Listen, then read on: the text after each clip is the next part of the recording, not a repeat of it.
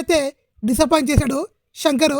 భారతీయుడు 2 తర్వాత మళ్ళీ ఈ సినిమాతో కంబ్యాక్ ఇస్తాడేమో అనుకున్నాం, కానీ కంబ్యాక్ కాదు, గో బ్యాక్ అని చెప్పుకోవచ్చు.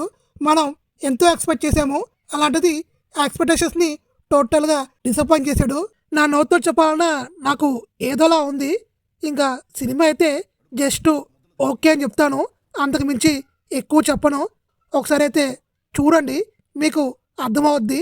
ఇంకా ఈ సినిమా ఒక స్టోరీ, స్క్రీన్ ప్లే, డైలాగ్స్ ప్రతి ఒక్కటి 2 వరస్ట్ అని చెప్తాను. సినిమా ఫోటోగ్రఫీ ఇంకా ప్రొడక్షన్ వాల్యూస్ ఈ చాలా బాగున్నాయి.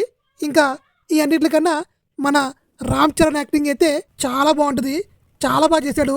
ఈ సినిమాకి రామ్ చరణ్ ప్రాణం పెట్టి మరీ ఈ సినిమాని చేశాడు.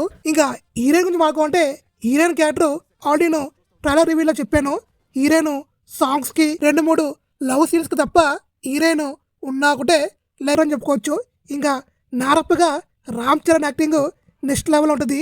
ఆ ఫ్లాష్ బ్యాక్ ఎపిసోడ్ చాలా బాగుంటుంది. అది ఎంత తక్కువ అనుకుంటే అంత బెస్ట్. తన యాక్టింగ్లా లేదు, ఓవర్ యాక్టింగ్లా ఉంది.